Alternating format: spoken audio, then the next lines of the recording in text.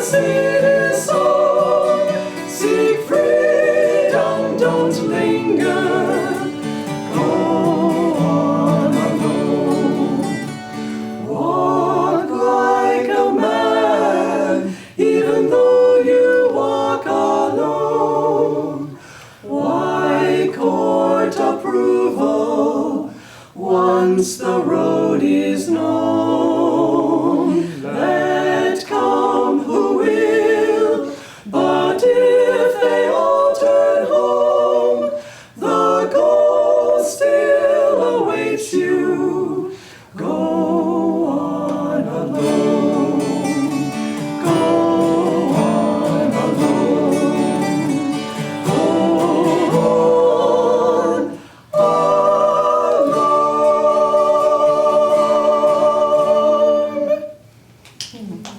Good morning, everyone, and welcome to Sunday service. My name is Naya Swami Diksha. This is Naya Swami Gyandev, and we're happy to share service with you today. I'd like to especially welcome those who are here for the first time. I see some old friends visiting, those who are taking programs at the Expanding Light, personal retreat, how to meditate, and the restorative yoga, and those who are watching us online. I'd like to start by reading from Rays of the One Light, weekly commentaries on the Bible and the Bhagavad Gita by Swami Kriyananda.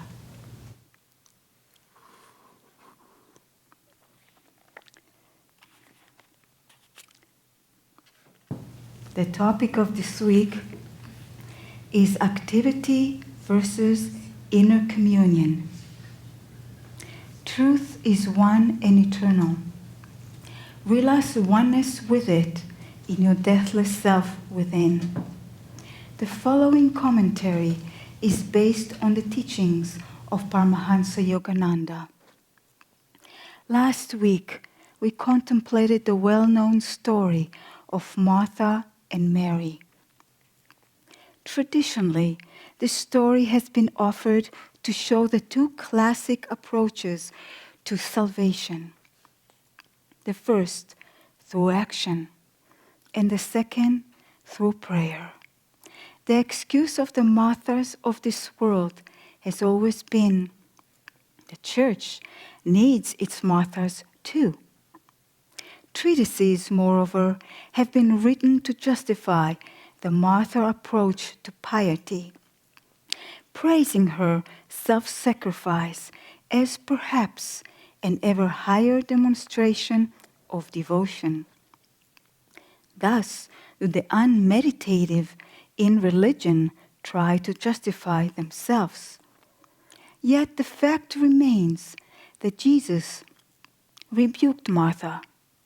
Elsewhere, moreover, he spoke of the virtue of feeding the hungry, curing the sick, and housing those who were homeless. It wasn't that he disapproved of serving people. Wrong attitude was the object of his criticism.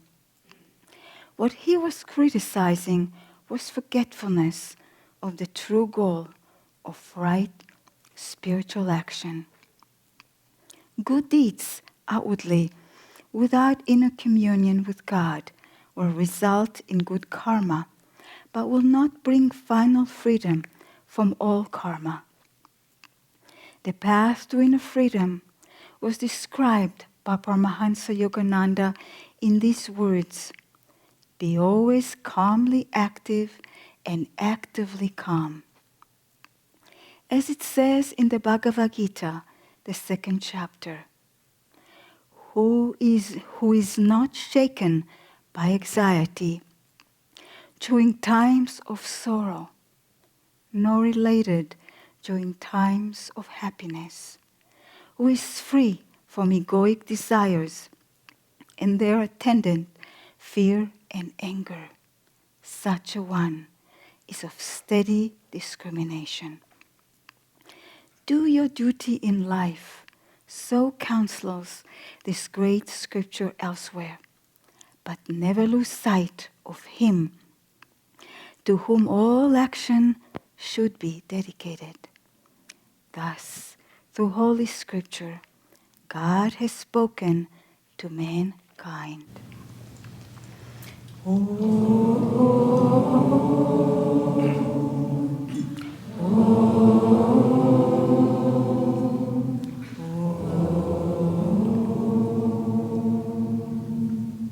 Before we dive into the topic this morning, I just wanted to share something on that affirmation topic of income. Because a story came to mind of a couple, a husband and wife, who'd been for many years going to the state fair. And every year there was a ride there where you could go into an open cockpit biplane.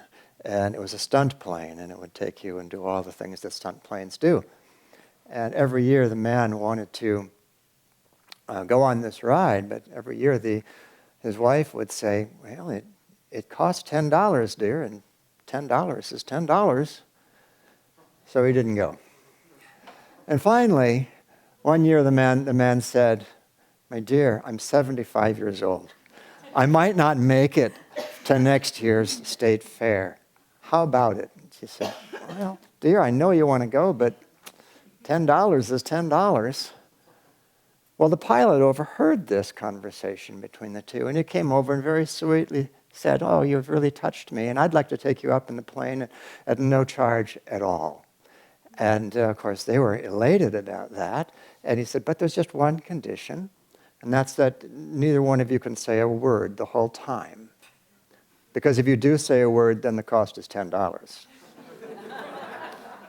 So he took them up, and he did all the things that stunt planes do. There were loops and barrel rolls and all the good stuff, and there was not a word spoken on the airplane. He finally brought him down, and he turned and said to the husband, I'm so impressed. Not one of you said a word. And the husband said, well, I almost said something when my wife fell out, but $10 is $10.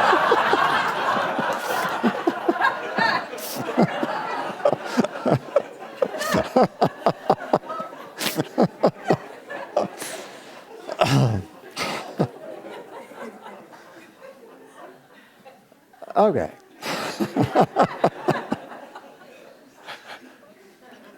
Shifting gears now. But it's good to have a little joy.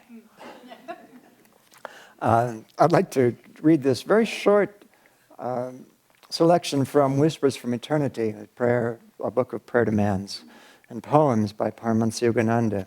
And because it's so short, I'd like to go through it with you several times, because I like to think of yourself as maybe sitting on the edge of your bed when you get up in the morning and doing this first thing, or at the end of your morning meditation, doing this reading, because it really sets the tone for the day and for the topic of this week. Bless me that I may perceive thee through the windows of all joyous activities. Look upon me and cheer me always as I engage in my daily duties. Let every action, whether waking, sleeping, or dreaming, be sprayed by the fountain of thy presence. Bless me that I may perceive thee through the windows of all joyous activities. Look upon me and cheer me always as I engage in my daily duties. Let every action, whether waking, sleeping, or dreaming, be sprayed by the fountain of thy presence. Bless me that I may perceive thee through the windows of all joyous activities. Look upon me and cheer me always as I engage in my daily duties. Let my every action, whether waking, sleeping, or dreaming, be sprayed by the fountain of thy presence. Om Shanti, Shanti, Shanti.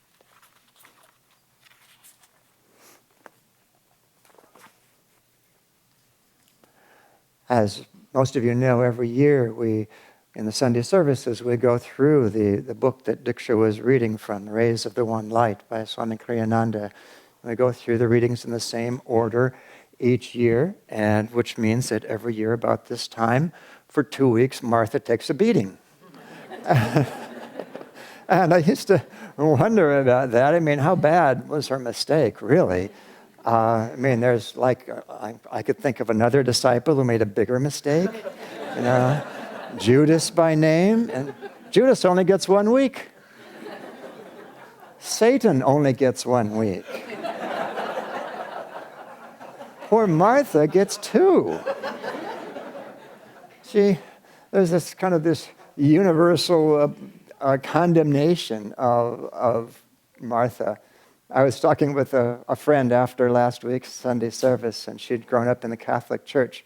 And when she had gotten to the age to be confirmed as a member of the church, age 10 or 11, somewhere around in there, you get to take a spiritual name that goes with your first and middle names.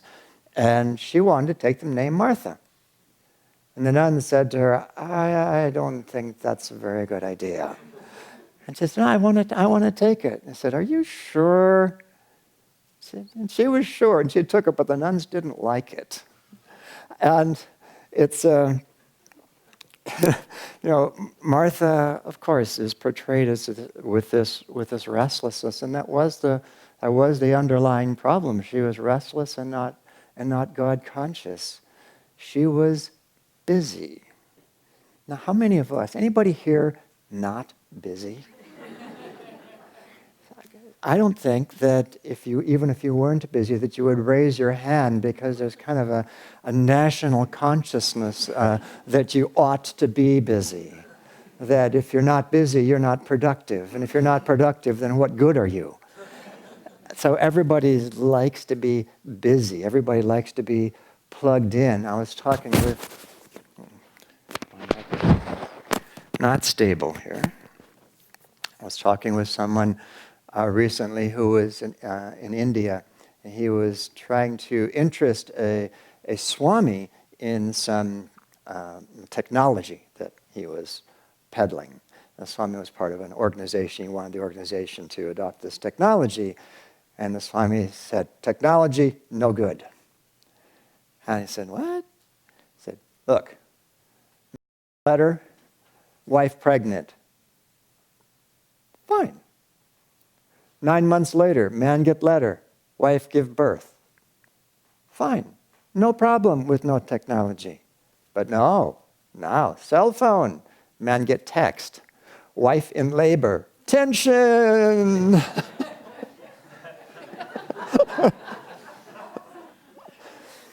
But, this whole business is not so much a matter of, of what we're doing as how we're doing it. There's being busy, and then there's being busy, having busy consciousness, which is that our consciousness is full of the things we're doing. And yes, to some degree, it has to be, have to have some of the things we're doing, but it's not full of God when we're in busy consciousness. And this was what Martha was doing. I just see the scene for a minute. I had fun kind of making this scene in my mind. Here's Jesus and his entourage arrive at Martha's house. And of course, Martha, it being her house, she's going to be responsible for supplying the food. So she gets out in the kitchen, and probably on short notice, by the way. And she's in the kitchen, and she's doing all the preparations.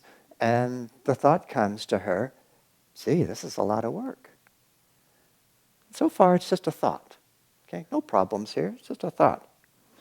And so she does a little bit of more preparation, and the thought comes, sure would be nice if somebody came out to help. So the thought has morphed into a small desire. And then she goes a little farther, and she's starting to think, you know something? Somebody should come out here and help. Don't know what they're doing in there. Now that thought has morphed into a small desire, has morphed into a larger desire. Martha takes her strategy. She starts banging on things, making as much noise as decorum will allow, just hoping that somebody in the other room is going to get the message and come help her. And of course, nothing happens. And finally, she says, and there's not just somebody who should come here and help me. It's my sister Mary. She's probably just sitting in there listening to Jesus. So she takes the hors d'oeuvres in. And she serves the hors d'oeuvres. And after she's finished serving, she kind of tries to catch Mary's attention. And just without saying anything, just, into the kitchen. And of course, Mary doesn't get it. Probably doesn't even look at her because she's looking at Jesus. And finally, Martha plays what she figures as her trump card, which is she's going to get Jesus to tell Mary that she should go out in the kitchen and help. And not really realizing that what she's really doing is giving a little guidance to her guru, just in case the guru doesn't know what's supposed to be happening in this situation. And you can imagine this line coming out of her mouth, Jesus, you need to tell your disciple, Mary, to come out and help me. You can imagine a sharp intake of breath all around the room. You think, wow, this is a big step. That she just fell off a cliff making that. But in fact, it wasn't a big step. It was just another step in the progression of the thought. First that thought, and then it morphed into a little desire, and then it became a bigger desire, and then that desire wasn't getting satisfied, so it became upset, and finally anger, and then that final step was just the natural consequence of all that had gone before, just telling Jesus what his business is. And, the thing is, this is what happens to us as human beings. If there's always something going through our minds, always. Now, there's something going through my mind, always. and probably many people's mind, always. And it can be a thought of God, or the thought of God flowing through you, or some uplifting quality of consciousness. Or most of the time, the alternative is some kind of a desire. I mean, we've seen on television at least, I hope you haven't seen it too much in a hospital, but the little heart monitors where every time there's a beat goes beep, and there's another beat, beep. Well, what if you had a desire monitor attached to you, and every time you had a desire, there's a beep? I'm willing to bet that in this room right now, there would be a steady beep. All right, because there's some people who are saying, I've been sitting for quite a while, sure would feel good to stand up. Or the people who are by the windows are thinking, fresh air is great, but it's kind of cool. And the people in the middle of the room are saying, it's nice and warm here, but sure wish I had some fresh air. And, with this desires are constantly coming through us, and without our even trying. And that's what the Gita reading today is about. I just want to mention it again because it kind of slips in there at the end of the reading, takes you unawares a little bit. So I wanted to go through it again. He who is not shaken by anxiety during times of sorrow, nor elated during times of happiness, who is free from egoic desires and their attendant fear and anger, such a one is of steady discrimination. Now, the fact is, the implications of that's not going to appeal to very many people. Most people would like to be free of fear and anger and anxiety and sorrow. Not many people really want to be separated from their egoic desires because for a lot of people, egoic desires are what keep them going in life. And nobody wants to be free of elation and happiness. But what the Gita is saying is that all of those conditions are really emotions that are the outcome of desires. Inevitably, you get what you want, emotion. You don't get what you want, emotion. And the yogi would say, all those emotions just stir the pot. They just agitate me, and I'm less able to tune into what I really want to tune into, which is God's presence. And yet, here we are, human beings, we're desire machines. Really, the desires just coming all the time. And what are we going to do about that? There's actually, the fact that we're desire machines really is a good thing. It's a good thing because what is a desire? A desire is just for a wish for a circumstance other than what's presently happening, right? If you're totally content in the present moment, that's when you have no desire. And most of us aren't totally content in the present moment quite a lot of the time. And so the desires come in to change it. And all that is really is a bubbling up to the surface of kind of an irresistible inner urge for happiness. That's all it is, just bubbling up to the surface and kind of comparing that inner urge for happiness with current conditions and saying, not a match.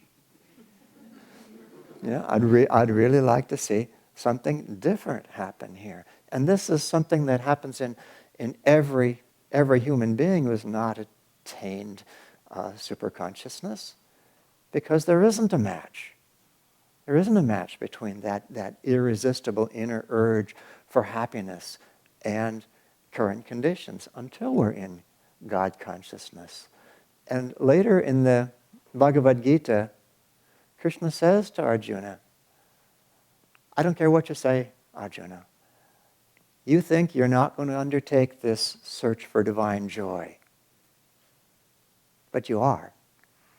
No matter what you say, because your own nature will compel you to. Your own nature being divine joy itself, but it will bubble up to the surface and it will continually prod us.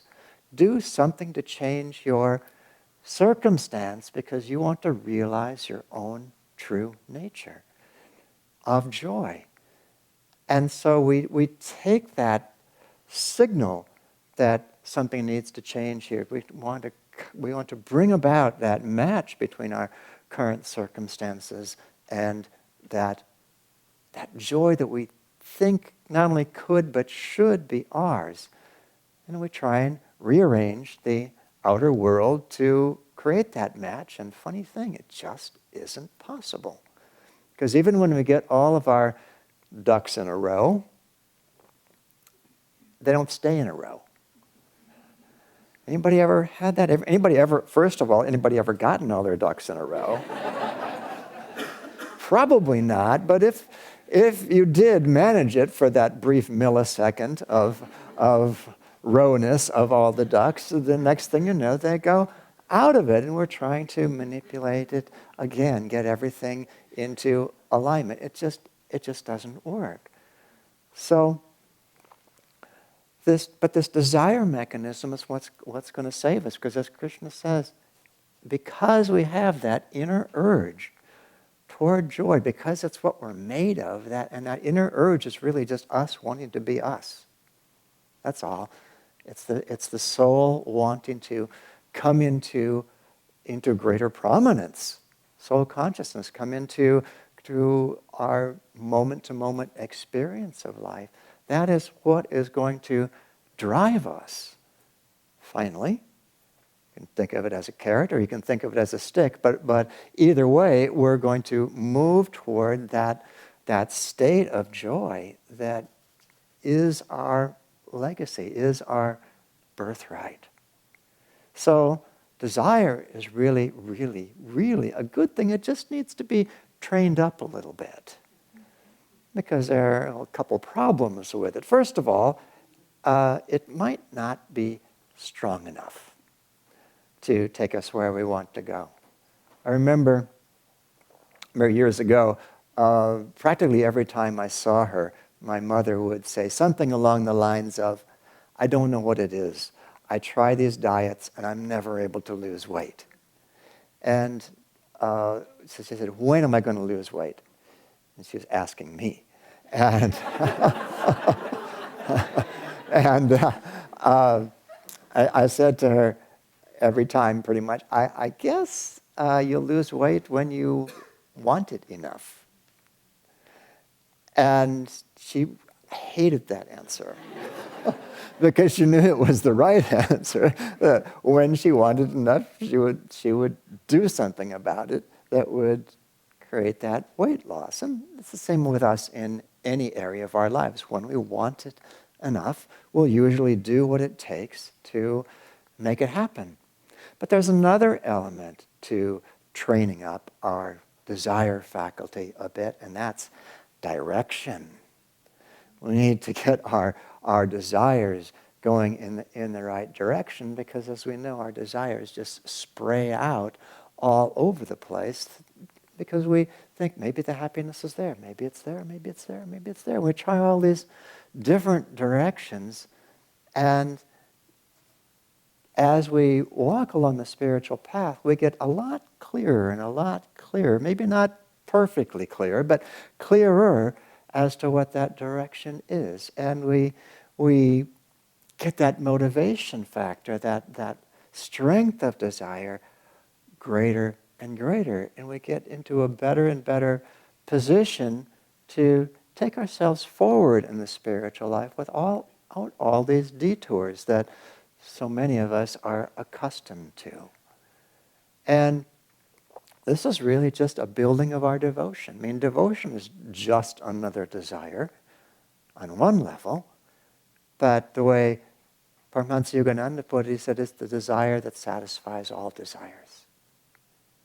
It's a desire. As long as we have that devotion, any desire is kind of an affirmation of incompleteness, right?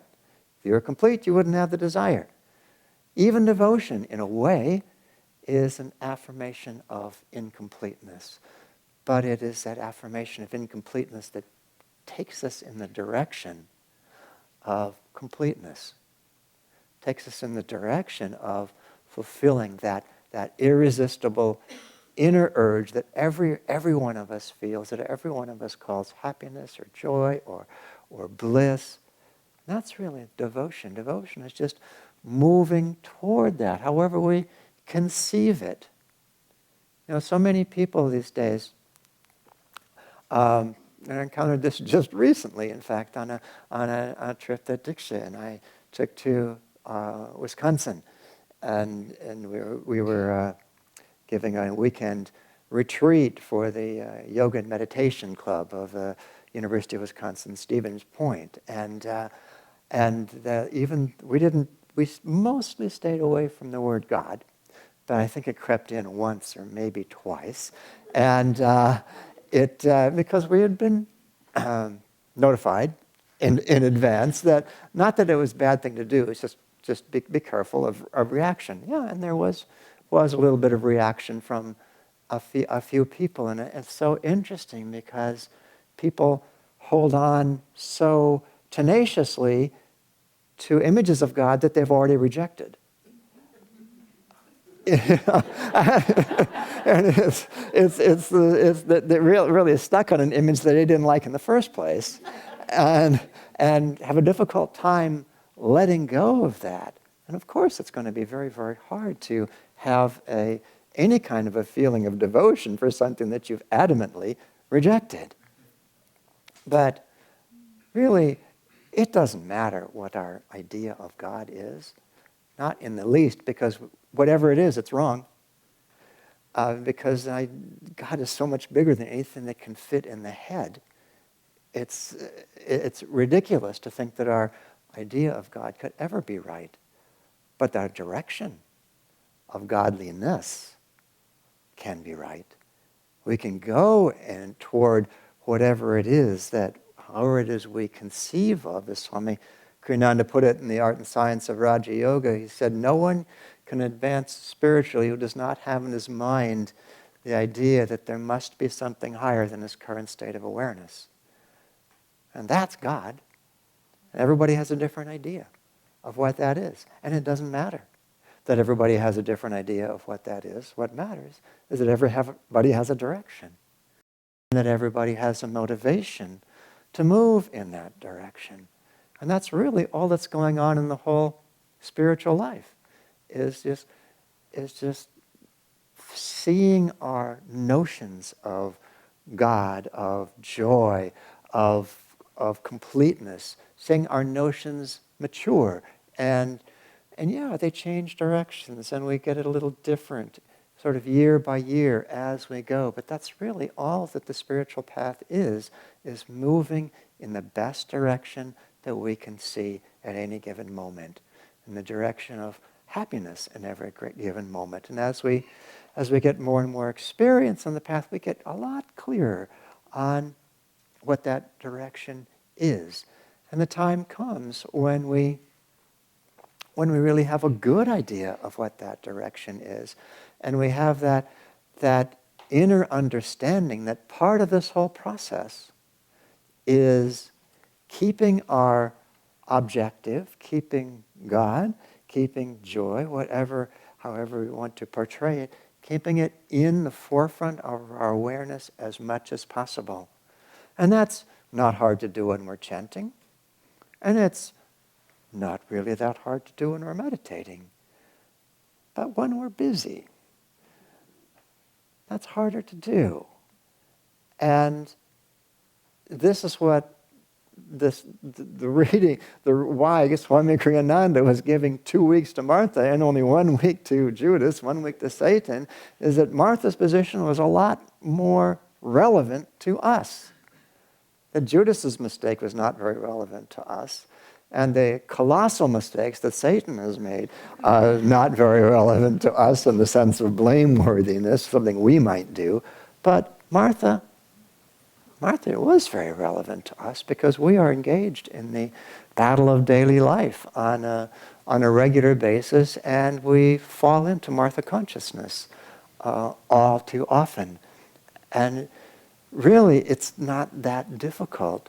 When in the yoga teacher training program, when people come, part of the program is little brief sessions of karma yoga, in which we have assigned them to do very simple, repetitive tasks like clearing tables, washing dishes, sort of thing, so they can get a sense of having divine consciousness as they act, because that's easier to do when you're in a simple meditative activity. And just to get a sense, this is what karma yoga is. This is what Martha was not doing, which was just trying to cultivate a consciousness of the divine flowing through you as you act. And it just gets easier and easier the simpler the task is. So we start with a simple task so that we can build up into the more demanding tasks, where it's more demanding to really keep the presence of God in mind, to keep that divine flow in the forefront of your consciousness, until we can do that in any situation. Now, there's a very fascinating book called Way of a Pilgrim. I'm sure a number of you have read it, and those of you who have not read it, I recommend it, because it's a beautiful book, a story of a Russian peasant who took on the Bible verse of pray without ceasing. What does that mean? Trying to find a meaning to it, and he was finally given by a starets, a guru, essentially, in the Russian Orthodox tradition, given the repetition of the Jesus prayer, Lord Jesus Christ, have mercy upon me. And this simple man who couldn't even read just repeated this mantra, really, which is what a Jesus prayer is, over and over again, until it became just so much a part of him that he went to sleep with it. It was going all night while he was asleep. He woke up in the morning with it. He didn't have to repeat it anymore because it was repeating itself over and over again. And he was just in such bliss. He didn't want to do anything that interrupted his awareness of this divine presence inside of him. And so at the end of this book, there's a portion called The Pilgrim Continues His Way, when he's being interviewed by some higher-ups in the church, trying to kind of get down his story so that this book could happen eventually. And one of them asks, but what about very mental tasks? I mean, how can you possibly keep God in mind when you're doing something that's very, very demanding of the mind? And the answer was very interesting. The answer was, imagine that you're in front of a great king, and the king commands you to write a very scholarly treatise, and you're to do it sitting right in front of the king. Would you not constantly be aware of the king's presence, even while you were doing that very mentally demanding task? And that was a very good answer, because we are in the constant presence of the king.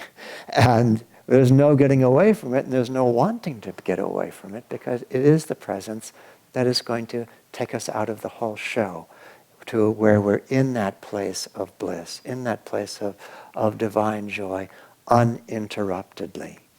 And I wanted to close by just reading a very brief selection from Paramahansa Yogananda's, a talk of Paramahansa Yogananda, where he said, "Be afraid of nothing, hating none, giving love to all, feeling the love of God, seeing His presence in everyone, and having but one desire, for His constant presence in the temple of your consciousness. That is the way to live in this world." Blessed, blessed, the life that is given to God. Blessed,